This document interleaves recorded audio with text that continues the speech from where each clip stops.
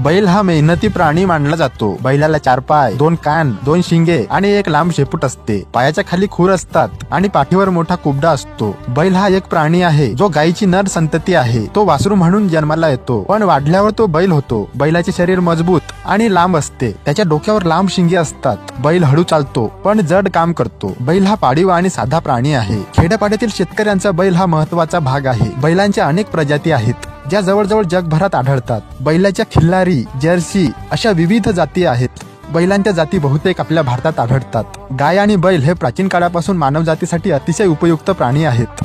शेतकरी आपल्या घरी बैल पाळतात। शेतकरी त्यांचा शेतात काम करणे, नांगरणी करणे, बैलगाडी ओढणे, माल वाहून नेणे अशा विविध कामांसाठी वापरतात। बैलांना इतर नावांनी देखील ओळखले जाते, जसे की सांड आणि नंदी। बैल हा शाकाहारी प्राणी आहे आणि गवत, वनस्पती, पाने, फळे, भाज्या, धान्य आणि शिजवलेले अन्न खातात। हिंदू धर्मातील भगवान शंकराचे वाहन नंदी हा देखील बैल आहे। बैलाचे सरासरी आयुष्य सुमारे 25 ते 30 वर्षे असते। बैलांना जड आणि कष्टाची कामे करण्यासाठी शिकवले जाते। खेडेगावांमध्ये विविध यात्रांमध्ये बैलगाड्यांच्या शर्यती लावतात। बैल हा शेतकऱ्याचा मित्र समजला जातो। बैलापासून शेणखत मिळते जे शेतात वापरतात। बैलापासून आपल्याला मांस, चामड्याच्या वस्तू बनवण्यासाठी कातडी, बटणे बनवण्यासाठी शिंग आणि औषधांसाठी हाडे मिळतात।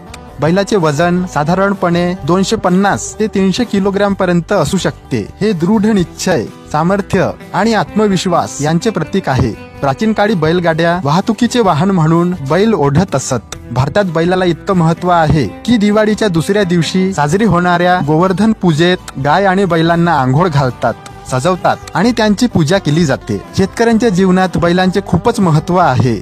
असा हा बैल प्राणी